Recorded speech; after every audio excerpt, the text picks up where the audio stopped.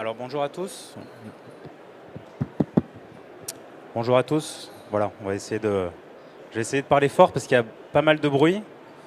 Il y a, il y a deux enceintes, donc si vous entendez pas, essayez de vous rapprocher un petit peu.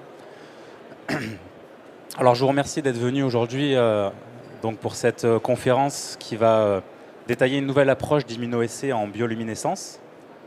Donc c'est une approche pour la détection d'analytes. On va voir que c'est une plateforme qui peut être utilisée pour différentes choses.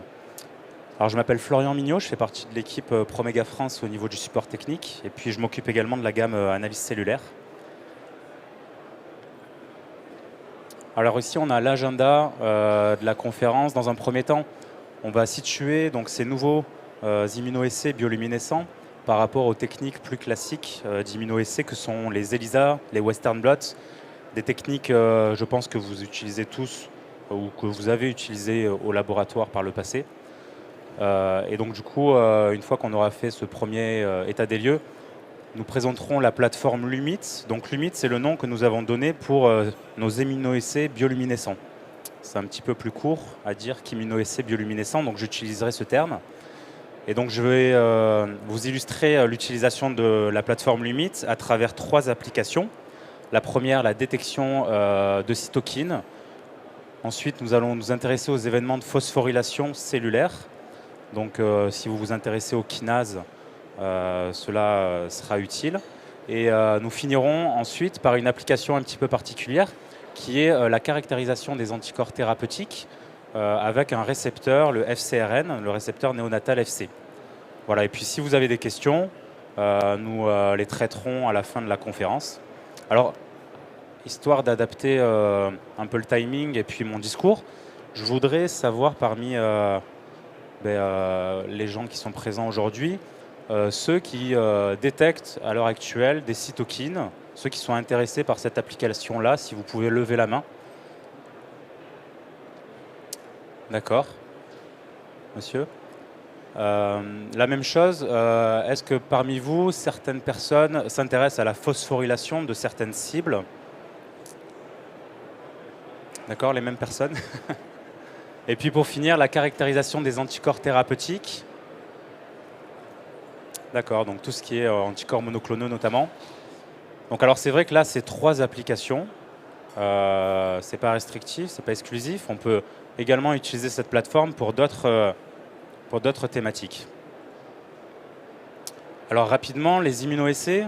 Donc l'objectif d'un immunoessai est de détecter un analyte. Donc un analyte, cela peut être une cible, comme une protéine, un peptide, une petite molécule. Nous pourrons aussi nous intéresser à des modifications post-traductionnelles. Et ici, l'objectif va être d'utiliser un anticorps qui est marqué avec soit de la radioactivité, soit avec un fluorophore, par exemple, ou une enzyme qui va émettre un signal de luminescence. Alors bien sûr, la radioactivité, c'est difficile aujourd'hui de mettre en place une méthode radioactive au laboratoire, notamment par rapport au traitement des déchets.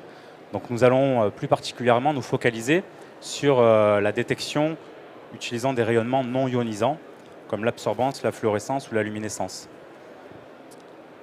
Alors ici, nous avons un résumé de ce qui est le Western blot. Je ne vais pas passer ça, pas trop de temps sur cette étape-là, mais simplement pour expliquer que l'objectif est de détecter une cible. Nous allons faire migrer à travers un gel.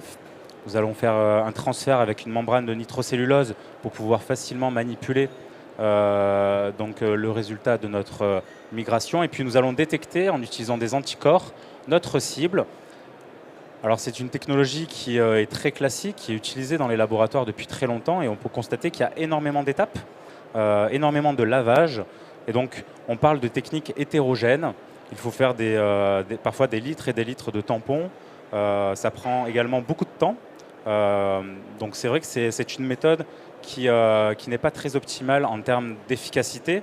Et si on est sensible à l'automatisation ou à la miniaturisation, si on commence à avoir des débits importants, là, il y a vraiment une incompatibilité.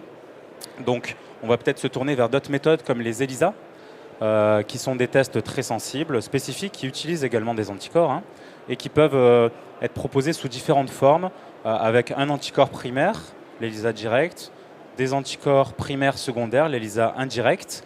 Nous avons également d'autres stratégies, ELISA sandwich ou des tests compétitifs, dans lesquels nous allons avoir un analyte marqué, un traceur, et puis nous allons essayer de le déplacer avec l'analyte à détecter. Quoi qu'il en soit, ces technologies-là demandent également des lavages, des transferts. Donc on parle également de techniques hétérogènes. Par conséquent, il est difficile d'automatiser, de miniaturiser. On peut également être amené à faire des erreurs au cours de la réalisation du protocole, qui est relativement long. Et donc, dans certains cas, on se retrouve avec des résultats négatifs et on est obligé de répéter la manip pour essayer de comprendre ce qu'il se passe. Donc ça prend du temps et c'est difficilement optimal, mais à ce jour, c'est quand même la technique qu'on peut appeler gold standard, la technique qui est utilisée de partout dans les laboratoires. Alors je voulais également m'arrêter sur les différences entre absorbance, fluorescence et luminescence. Ce sont des basiques, mais c'est toujours bien de repartir un peu sur ces notions-là. Donc dans tous les cas, on va détecter un signal. En absorbance, donc on regarde l'absorption. En fluorescence, nous allons exciter un fluorophore, mesurer son émission.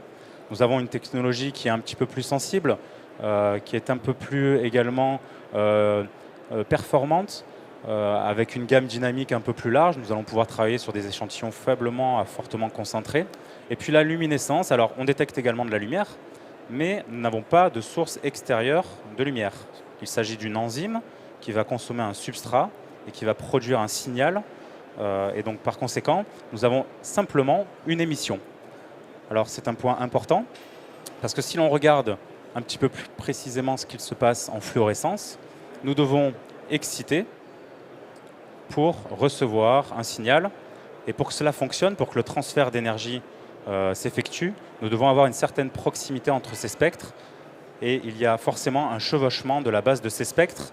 Donc lorsqu'on mesure l'émission de la fluorescence, il y a toujours une partie de l'énergie qui provient de l'excitation. Donc on peut se traduire cela par le bruit de fond. Et donc lorsqu'on fait le ratio signal sur bruit, nous avons forcément en fluorescence quelque chose de moins élevé qu'en luminescence, car en luminescence, il n'y a pas le spectre vert. Alors la luminescence, Promega fête cette année les 30 ans de la Luciferase Firefly. Donc c'est une enzyme qui a été identifiée dans un organisme, une petite luciole. Je pense que vous avez déjà tous vu ce petit insecte-là. Et cette enzyme a été utilisée pour énormément d'applications. Donc l'idée est de lui fournir un substrat, bêta-luciférine, et un des produits est justement la production de lumière. Promega a énormément travaillé pour fournir des protocoles très simples, add, mix, read, et c'est un petit peu la marque de fabrique des essais en luminescence, des essais homogènes et des essais rapides. Nous avons également développé une autre luciférase, puisqu'il y a énormément d'organismes et de micro-organismes qui émettent de la lumière. Et donc, nous avons développé la nanoluc. Alors, la nanoluc, c'est une enzyme qui provient d'une petite crevette qui vit dans les abysses. Et pour la petite histoire, elle va cracher une sorte de flash lumineux pour s'échapper lorsqu'il y a un prédateur.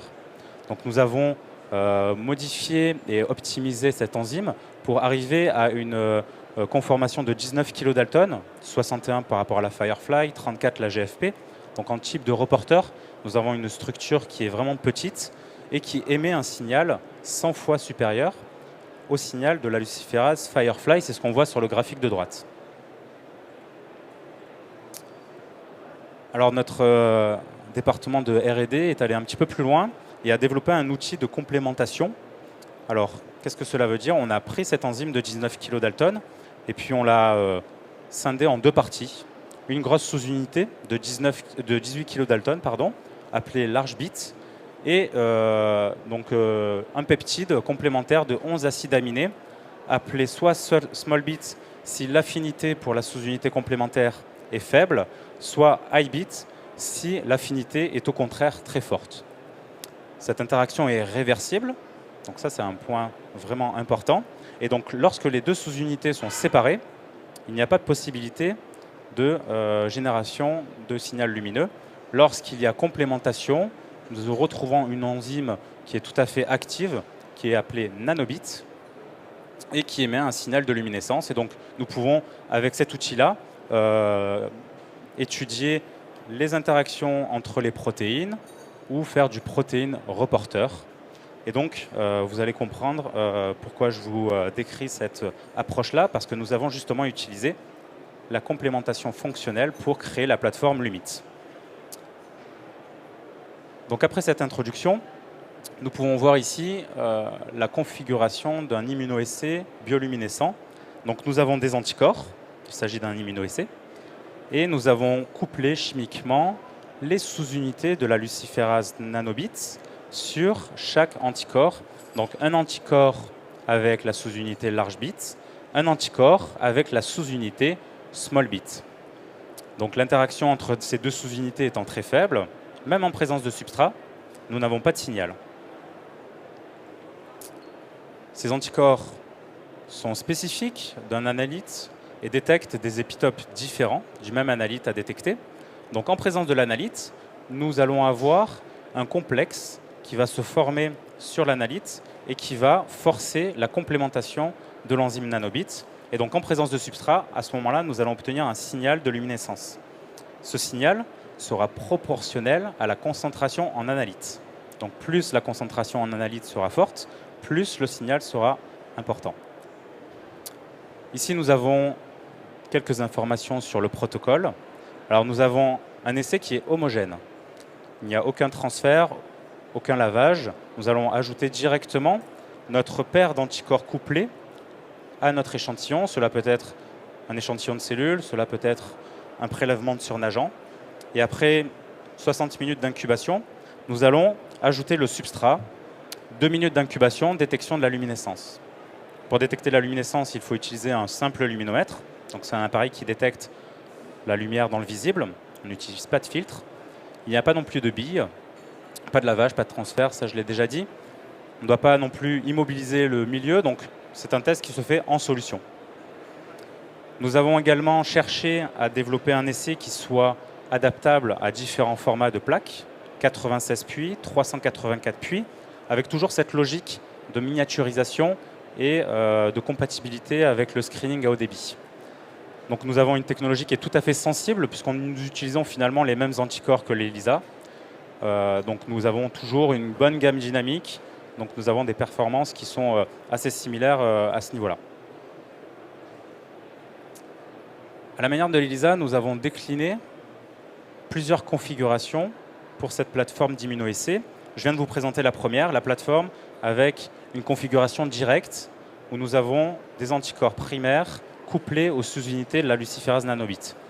Nous avons développé des essais prêts à l'emploi avec des anticorps spécifiques pour détecter IL-1β, murin humain, d'autres cytokines, d'autres métabolites comme l'insuline ou le glucagon et dernièrement un marqueur de l'inflammation, HMGB1. Donc ce sont des essais qui sont prêts à l'emploi et qui peuvent être utilisés directement sur vos échantillons. Alors avant de décrire quelques exemples, je voulais également vous présenter les autres configurations possibles. Nous avons également développé une stratégie avec des anticorps secondaires. Alors l'intérêt d'avoir des anticorps secondaires est d'avoir des anticorps génériques et ces anticorps vont détecter les espèces hôtes des anticorps primaires. Donc cela va être des anticorps anti-souris, anti-lapin, anti-chèvre et donc il faudra utiliser des anticorps primaires spécifiques de ce que vous voulez analyser. Cela peut être une protéine, cela peut être une protéine phosphorylée. Et donc, l'anticorps secondaire va reconnaître l'espèce de l'anticorps primaire.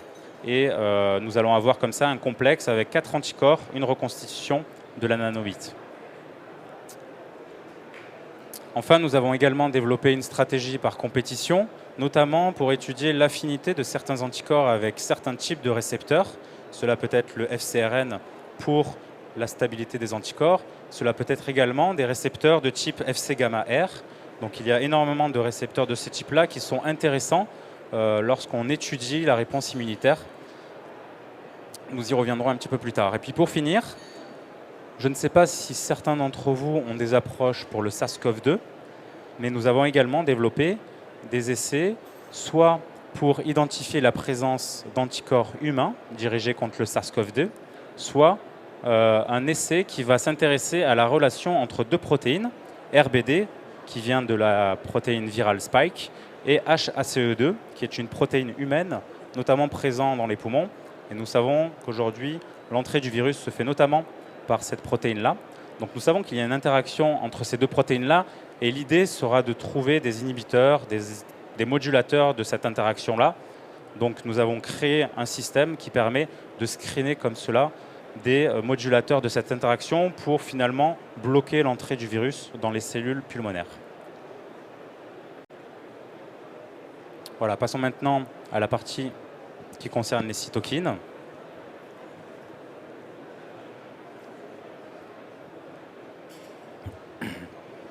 Donc on peut être amené à détecter les cytokines dans de nombreuses thématiques, que ce soit le cancer, l'inflammation.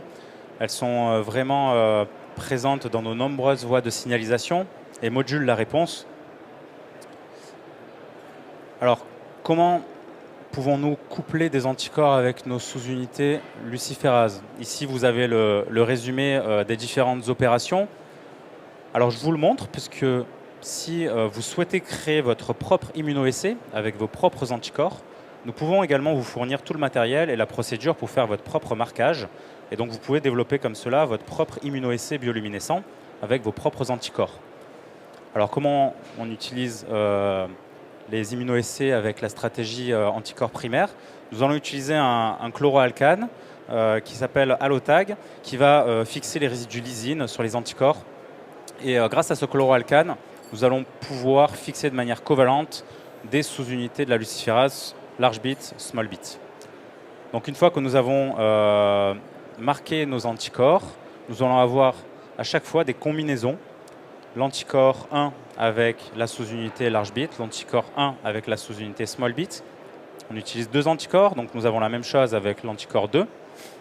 Et donc il va falloir optimiser les combinaisons parce que l'encombrement stérique, l'affinité également entre certains anticorps par rapport à l'analyte va influencer les résultats. Donc nous allons croiser l'anticorps 1 large bit avec l'anticorps 2 small bit et l'anticorps 2 large bit avec l'anticorps 1 small bit. Nous allons avoir différentes combinaisons et différents taux de luminescence. Certaines combinaisons fonctionneront très bien, d'autres ne fonctionneront pas. Donc nous, ce que nous proposons pour les tests cytokiniques, c'est directement des essais qui sont déjà validés. Vous avez déjà tout le travail de marquage et d'optimisation des combinaisons qui est effectué.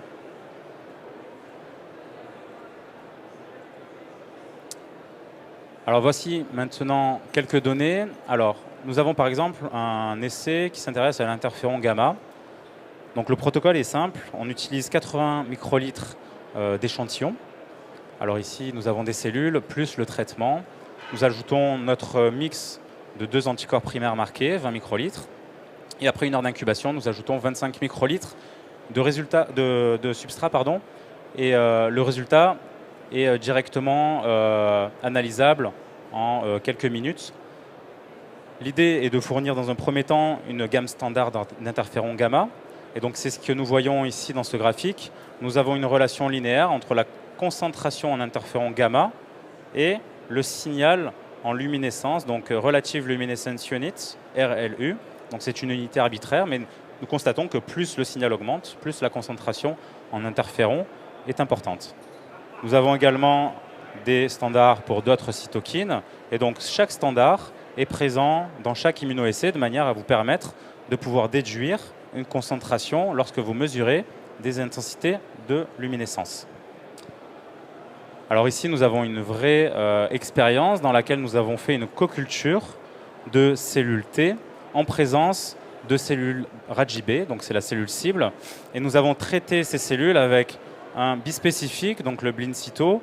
Alors c'est un T-cell engager, donc il va activer le TCR sur les cellules T, repérer le CD19 sur la cellule cible. Et donc lorsque les cellules T seront activées, elles vont dégranuler et également relarguer certaines cibles comme les interférons gamma, d'autres cytokines, et c'est ce qui nous intéresse ici. Alors nous pouvons voir que plus le traitement est important, plus la concentration en interférons gamma est importante. Et donc, grâce à la courbe standard, nous pouvons directement obtenir une concentration en picogrammes ml. Alors, dans chaque immunoessai, nous avons le standard. Donc ici, par exemple, pour IL6, nous avons un standard IL6 qui sera utilisé pour effectuer la gamme des dilutions, donc en duplicat dans la même plaque que celle qui sera utilisée pour analyser vos échantillons. Nous avons les deux anticorps marqués avec la sous-unité large bit, la sous-unité small bit, et le substrat de détection qui sera utilisé à la fin de l'expérience.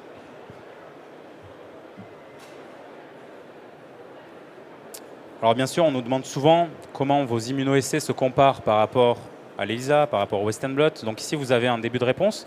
Donc nous avons effectué la même expérience avec l'essai LUMIT IL6 et un test ELISA contre IL6.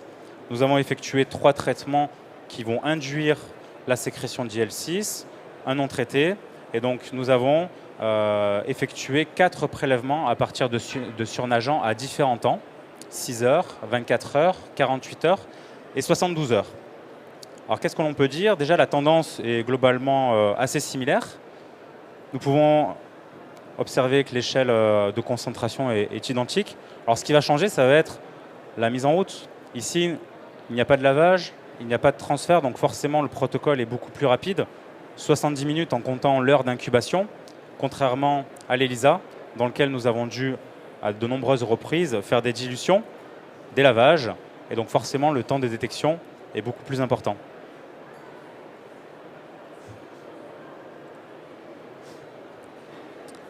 Alors ici, quelques données concernant le screening et la miniaturisation. Donc, comme je vous l'ai dit, nous cherchons systématiquement à optimiser nos essais pour la miniaturisation en format 384 plaques, en 384 puits, pardon.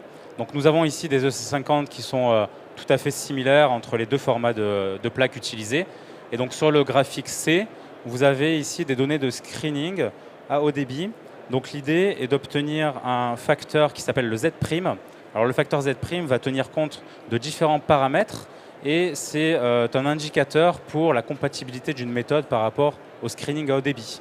Nous allons regarder le contrôle positif, donc ici le traitement qui va stimuler le maximum d'IL2. Nous allons le comparer au bruit de fond, donc le non traité.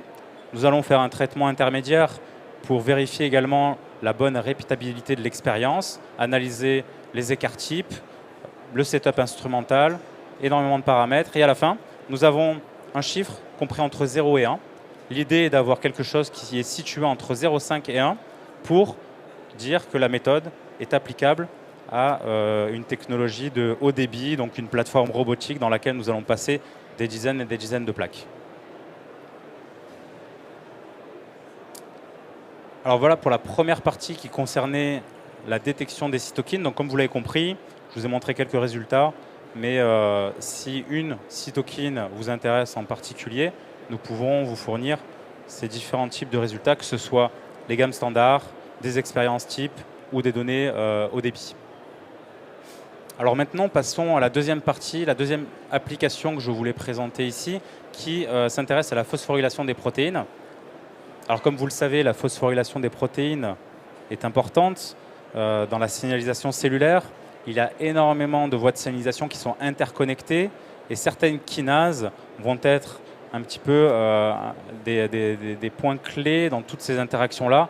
Et on peut faire la corrélation avec par exemple une grande ville comme Tokyo et le trafic au niveau du métro, dans lequel nous avons des stations qui vont répartir comme ça là les différentes voies de circulation.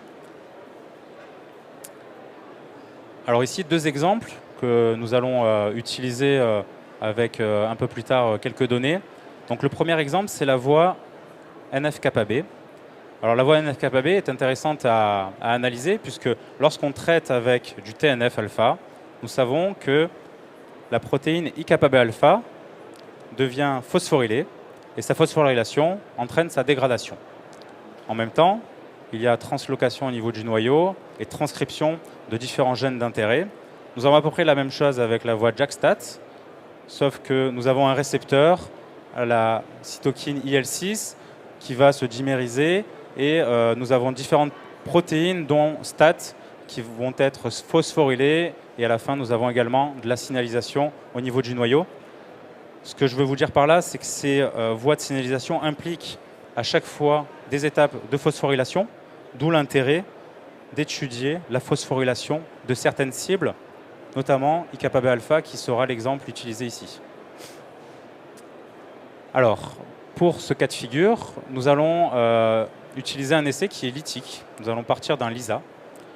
Donc, dans un premier temps, il va falloir travailler sur des cellules, appliquer un traitement pour activer la kinase afin d'avoir une phosphorylation.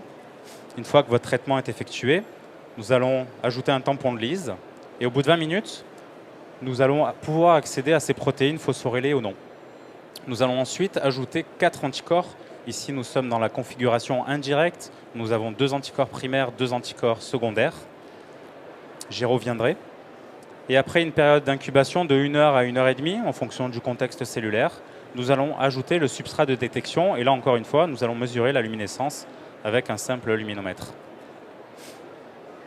Alors, pour être un petit peu plus précis sur les différents anticorps qui sont requis ici, c'est une approche générique dans laquelle nous allons utiliser à chaque fois les mêmes anticorps secondaires, quelle que soit la cible à détecter. Ces anticorps secondaires sont déjà couplés aux sous-unités de la luciférase nanobit. Donc nous avons ici un anticorps avec small bit, un anticorps avec large bit. Ces anticorps secondaires sont dirigés contre l'espèce hôte des anticorps primaires.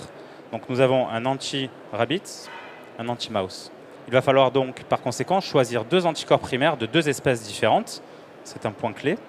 Et donc lorsque nous avons un anticorps primaire de lapin, un anticorps primaire de souris, il va falloir également choisir des anticorps qui puissent détecter donc, notre protéine d'intérêt phosphorylée, notre protéine d'intérêt phosphorylée ou non. Donc une fois que nous avons sélectionné ces 2 anticorps primaires en plus des anticorps secondaires, nous allons ajouter ces anticorps au LISA. Et donc, nous allons avoir 2 cas de figure. Soit notre protéine est phosphorylée. Dans ce cas-là, nous avons notre anticorps antiphospho qui va se fixer sur la protéine phosphorylée. Et donc, par conséquent, l'anticorps secondaire sera également fixé sur cet anticorps primaire. Et nous avons, dans les 2 cas, un anticorps qui va être, lui, dirigé contre la protéine indépendamment de son état de phosphorylation. Dans le cas d'une protéine phosphorylée, nous allons obtenir un complexe dans lequel les 2 anticorps secondaires seront à proximité, pourront reconstituer la luciférase nanobit, et donc il y aura génération d'un signal de luminescence. Si la protéine n'est pas phosphorylée, l'anticorps antiphospho sera en solution et ne sera pas à proximité de l'anticorps qui détectera la protéine non phosphorylée, donc il n'y aura pas de reconstitution de la luciférase nanobit. Donc ici, nous allons détecter de manière spécifique la protéine phosphorylée. Nous pouvons également changer un seul des 4 anticorps. Donc nous allons changer l'antiphospho par un anti-protéine d'intérêt, toujours d'une espèce rabbit qui sera détectée par le secondaire. Et donc dans ce cas de figure, nous allons détecter la protéine indépendamment de son état de phosphorylation. Donc nous avons 2 expériences avec un anticorps qui diffère et qui nous permet d'avoir 2 résultats. Un résultat qui est lié uniquement à la phosphorylation et un résultat qui est lié à la protéine indépendamment de son état de phosphorylation. Donc ici, nous avons des résultats qui illustrent voilà, ces données théoriques. Donc pour reprendre l'exemple de la voie NF-kappa-B, nous avons traité avec du TNF.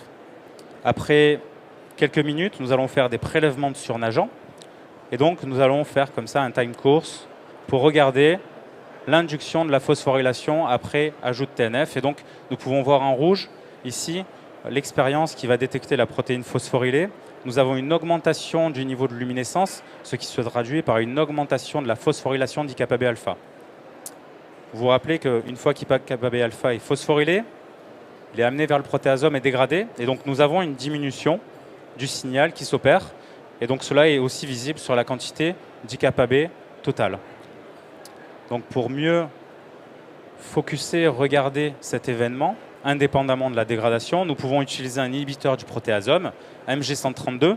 Cet inhibiteur du protéasome va nous permettre d'éviter la dégradation d'IKB alpha. Et donc nous avons ici une courbe qui va être en plateau, puisque IKB alpha ne va plus être dégradé. Donc de cette manière-là, nous avons un multiplex qui nous permet d'utiliser la luminescence et qui nous permet de regarder le niveau de phosphorylation suite à un traitement TNF de la cible IKB alpha par rapport à son état globale.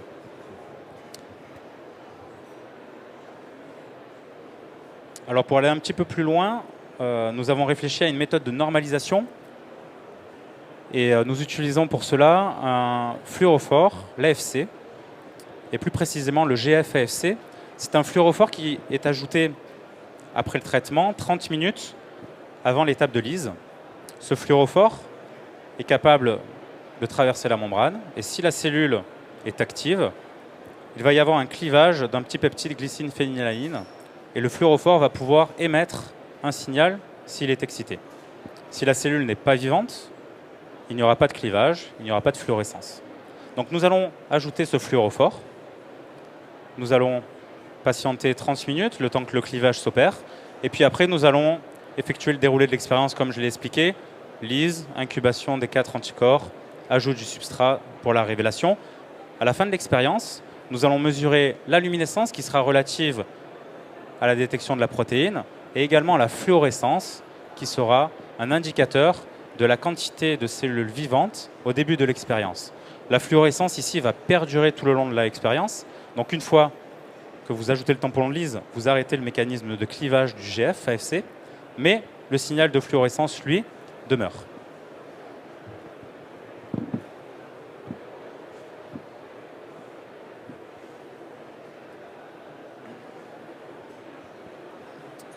Alors ici, encore une fois, quelques résultats. Donc le premier graphique, nous avons des résultats de luminescence relative au taux d'IKB ici non phosphorylé. Et donc lorsqu'on a un traitement TNF phosphorylé, le taux d'IKB est dégradé.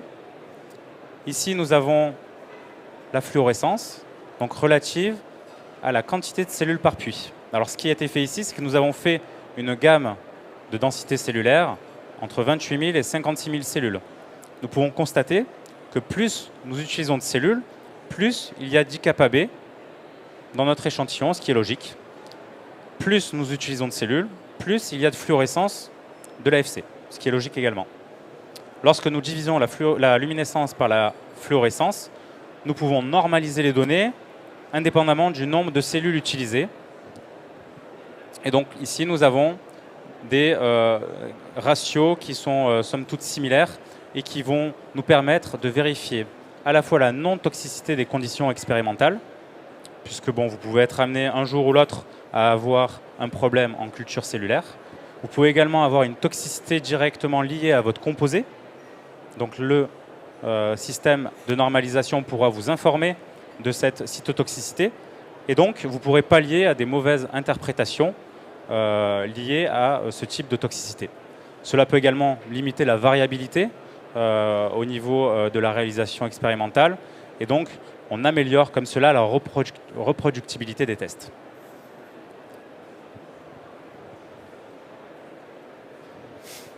Alors ici maintenant une comparaison, non pas avec l'ELISA mais avec le Western blot. Donc vous avez en bas deux extraits de Western blot dans lesquels nous essayons de visualiser la protéine IKB phosphorylée à gauche. Donc nous pouvons constater que ce n'est pas forcément très facile et qu'il faut utiliser énormément de cellules pour commencer à percevoir une bande. Par contre, si nous utilisons des anticorps dirigés contre la protéine IKB indépendamment de la phosphorylation, cela est très visible. Donc concrètement, il faut utiliser différentes densités de cellules pour pouvoir faire ce type de comparaison, ce qui n'est pas forcément pratique. Avec les cellumites, nous avons une gamme dynamique qui est linéaire quel que soit le niveau de cellules utilisées.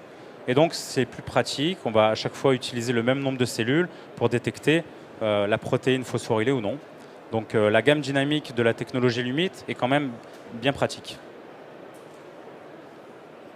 Alors ici, je vous ai présenté IKB alpha, mais vous pouvez également être amené à étudier d'autres cibles. Donc ici, vous avez un tableau avec les différentes cibles qui ont été travaillées par Promega, dans lesquelles nous avons déjà identifié des anticorps primaires qui fonctionnent. Vous avez également des notes d'application associées qui vont vous permettre de vous indiquer les références, le fournisseur, les concentrations d'anticorps, etc. à utiliser. Et donc cela va vous permettre de vous faciliter l'accessibilité à cette technologie-là. Si vous êtes intéressé par d'autres cibles, vous pouvez également nous contacter puisque nous travaillons activement à élargir ce catalogue. Nous avons à l'heure actuelle à peu près 25 cibles identifiées, mais cela va augmenter dans le temps. Voilà, je vois qu'il y a certaines personnes qui prennent des notes. Vous avez dans vos pochettes une clé USB avec la présentation. Dernière partie, dernière application, la caractérisation des anticorps thérapeutiques avec le FcRn.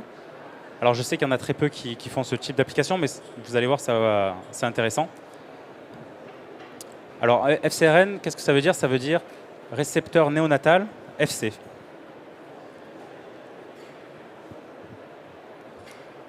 Alors pourquoi néonatal?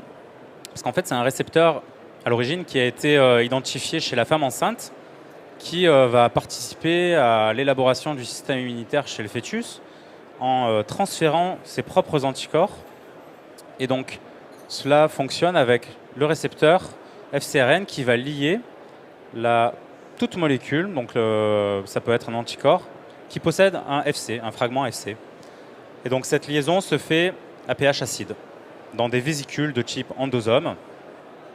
Donc ça, c'est l'origine de la découverte. Alors comment faisons-nous le lien avec les anticorps thérapeutiques? Donc l'idée, c'est d'utiliser ce récepteur FcRn pour recycler les anticorps. D'un point de vue physiologique, il y a un système de dégradation qui passe par des endosomes, des lysosomes, sauf que l'anticorps va pouvoir lier ce récepteur FcRn et profiter d'une autre voie qui ne va pas mener à la dégradation mais au recyclage. Et donc de cette manière-là, nous allons pouvoir augmenter la demi-vie des anticorps. Et donc c'est tout à fait intéressant lorsqu'on cherche à développer des anticorps thérapeutiques, puisque l'idée est d'augmenter la durée de l'efficacité. Et donc pour les petites molécules, nous savons que leur efficacité est très limitée dans le temps, donc il faut une administration régulière, toutes les heures, plusieurs fois par jour. Pour les anticorps, nous parlons plutôt de plusieurs semaines. Et donc quelques anticorps ont déjà été modifiés, notamment ici le facteur 8, qui est un traitement pour l'hémophilie, qui a été fusionné à un FC. Et donc on voit que la demi-vie a sensiblement augmenté. Et donc l'administration est passée de finalement toutes les 12 heures à 2 fois par semaine. Donc c'est vraiment quelque chose de très intéressant que d'étudier la liaison d'un anticorps avec le FcRn. Alors comment faisons-nous avec la plateforme Limit? Donc nous utilisons un test compétitif dans lequel nous avons couplé un anticorps à la sous-unité large bit, cela forme un traceur, et le récepteur humain FcRn que nous avons couplé à la sous-unité complémentaire small bit. L'anticorps a une affinité pour le récepteur, donc nous allons avoir une complémentation fonctionnelle, un signal de luminescence. Donc à l'état initial, nous avons un signal de luminescence qui est maximal. Lorsque nous voulons étudier l'affinité d'un anticorps IgG par rapport à ce récepteur, nous allons augmenter graduellement la quantité d'IgG. Et donc nous allons voir jusqu'à quel point nous allons déplacer le traceur. Et donc de cette manière-là, nous allons pouvoir déterminer des IC50, c'est-à-dire nous allons pouvoir classer les anticorps entre eux par rapport à leur affinité vis-à-vis de ce récepteur-là. Ici, nous utilisons la propriété réversible de l'interaction. Donc c'est pour ça que c'est un point clé que j'avais précisé au départ. Au niveau du déroulé, ça ressemble énormément à ce que je vous ai déjà présenté. Nous avons donc le traceur, l'anticorps à tester, notre récepteur FcRn fusionné à small bit. Nous incubons directement en solution 30 minutes et puis nous ajoutons le substrat et nous révélons la luminescence. Alors ici, quelques données. Nous avons utilisé par exemple 3 anticorps thérapeutiques disponibles sur le marché. Et donc nous avons pu, de cette manière-là, très rapidement, en 1 heure, déterminer leur IC50 en faisant une expérience dose-réponse. Nous pouvons également faire des tests de potency dans lesquels nous allons diluer l'anticorps pour observer un shift de son efficacité. Nous pouvons également nous intéresser à l'oxydation. Nous savons que les anticorps thérapeutiques sont sensibles à l'oxydation et l'oxydation va altérer leur capacité de liaison justement à ce type de récepteur. Et donc là, nous avons un anticorps qui a été soumis à un traitement plus ou moins important, un traitement d'oxydation. Et pour finir, nous caractérisons, comme à chaque fois maintenant vous commencez à le savoir, nos essais pour le screening et des applications de type haut débit. Donc c'est un test de binding finalement qui est facile à mettre en route et qui peut tout à fait être utilisé pour du screening.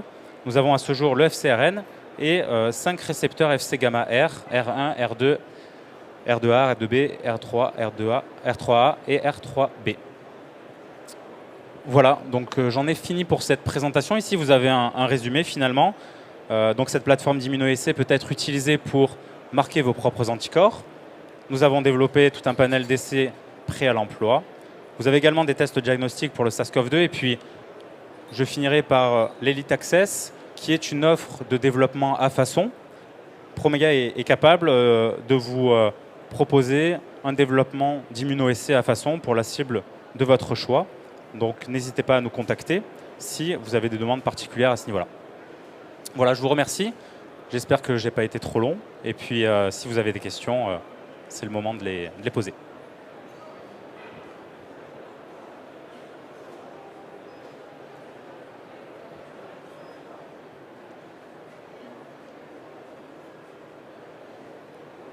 Moi, j'aurais voulu savoir en fait si c'était possible de quantifier une protéine et la normaliser par rapport à la protéine finale.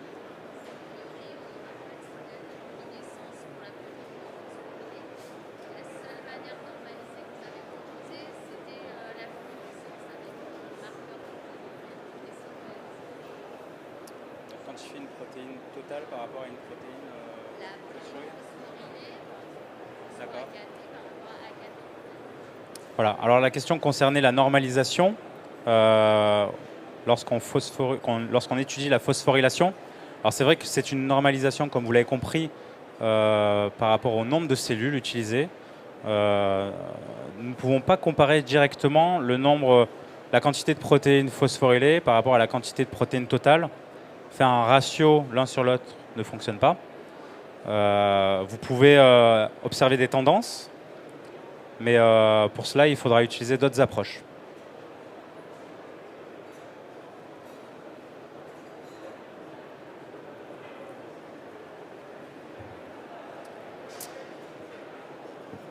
Alors attendez, j'ai encore une question de la même personne. Non, mais vous êtes seul, donc allez-y.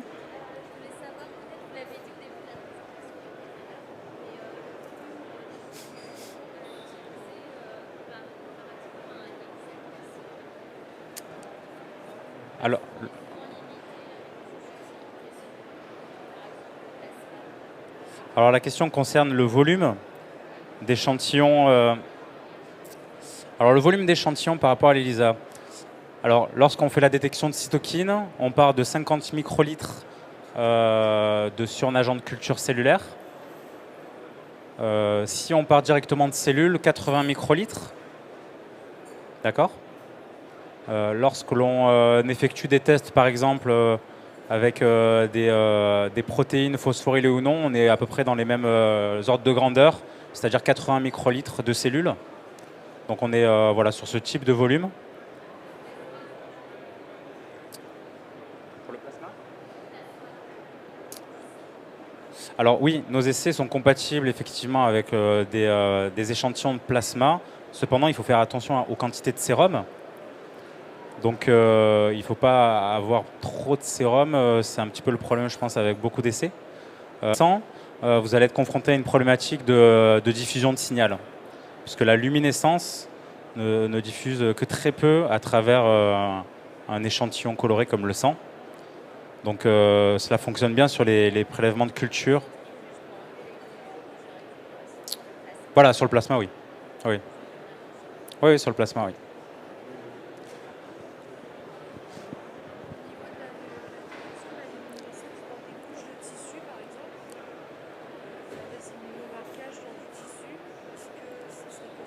Alors la question concerne l'immunomarquage dans des tissus.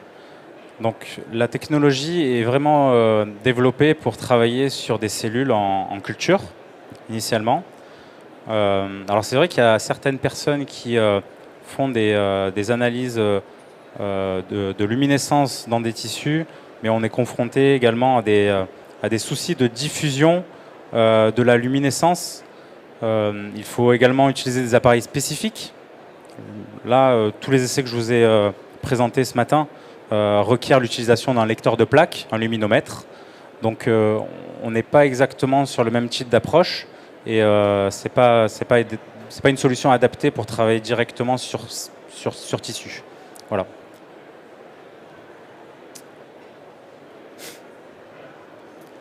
Question particulière des contre-indications sur le détergent utilisé pour la lisse et les inhibiteurs de protéase qu'on peut inclure dans la liste des... Ah, d'accord. Alors la question concerne plutôt l'aspect sécurité, hein, c'est ça, des solutions utilisées, des précautions particulières par rapport à nos solutions de lisse notamment. Ah, des contre-indications par rapport à la digitonine, oui.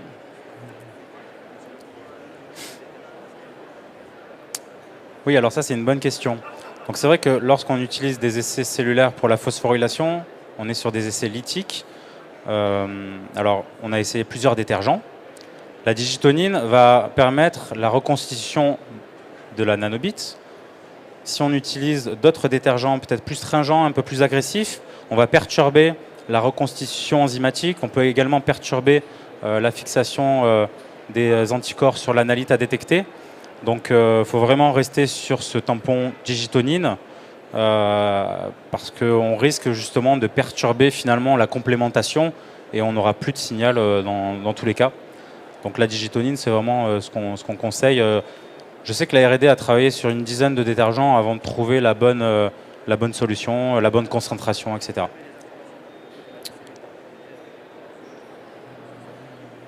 Oui, normalement la digitonine c'est assez compatible, oui.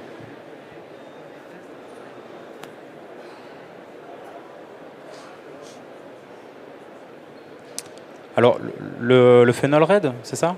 Non, le rouge de phénol ne va pas forcément altérer avec la luminescence. La luminescence, on mesure toute la bande spectrale. C'est vrai que sur certains essais de fluorescence, on peut être gêné avec le phénol red. Mais non, il n'y a pas de problème avec le rouge de phénol et la détection de luminescence, non.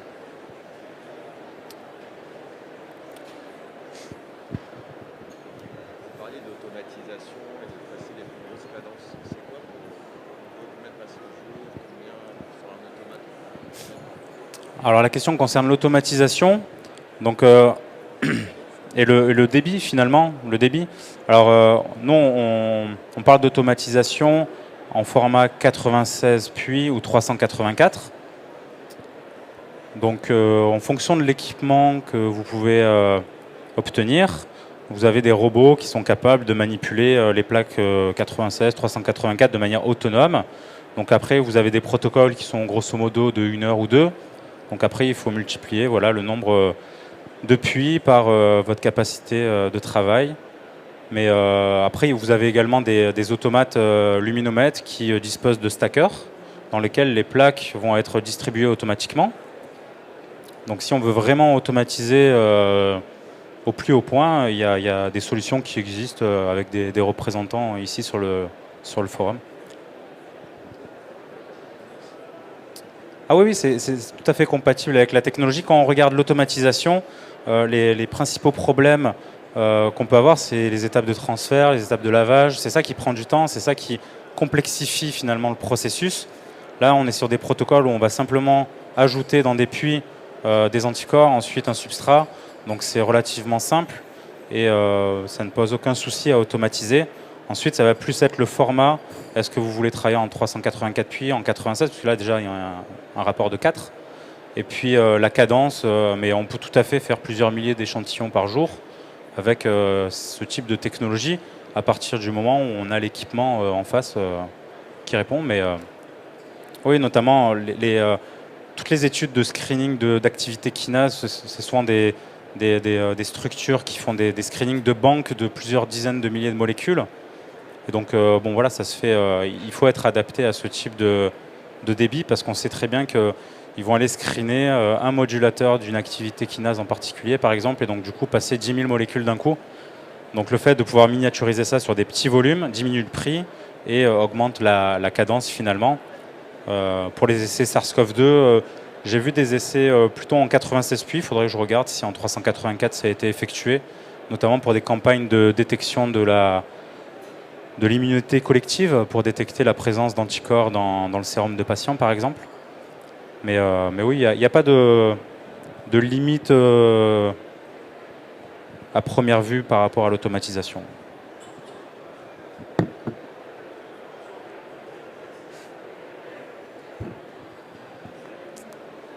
Bonjour. Est-ce qu'il y a des possibilités de faire du multiplexing dans un même puits de détection? Par exemple, pour phospho et total. Alors le multiplexing, détecter de la lumière par rapport à de la lumière, on n'y arrive pas, ça reste de la lumière. Donc on va pouvoir détecter une protéine phosphorylée, une protéine phosphorylée ou non, mais dans 2 puits différents. On pourra faire du multiplexing avec de la fluorescence, comme je l'ai présenté avec le GFFC pour normaliser la viabilité cellulaire. Là, c'est du multiplexing dans le même puits, parce qu'il est possible de détecter la fluorescence indépendamment de la luminescence et inversement. Là, on arrive à séparer les deux en utilisant des filtres qui vont se filtrer justement les spectres. De la lumière, c'est de la lumière, qu'elle provienne d'une protéine phosphorylée ou non, on peut pas faire différence. Donc on va devoir utiliser 2 plaques de détection différentes. Donc là, à partir de ce moment-là, c'est plus du multiplexing au sens strict du terme. Par contre, on peut tout à fait imaginer utiliser la même culture de cellules à l'origine, faire le LISA, et puis faire une partie de l'analyse pour la protéine phospho, une partie de l'analyse dans une autre plaque pour la protéine totale. Donc on rentabilise quand même notre échantillon, mais le terme multiplexing, c'est vraiment dans le même puits, en même temps, au même moment. Donc on peut essayer de rentabiliser, on va dire, l'expérience, mais ce n'est pas du multiplexing, je pense, comme vous pouvez l'entendre à la base. Voilà.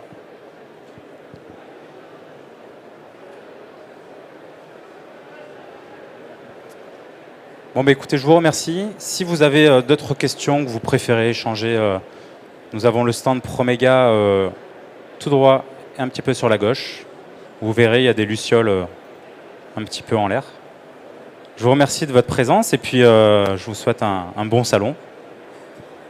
Merci.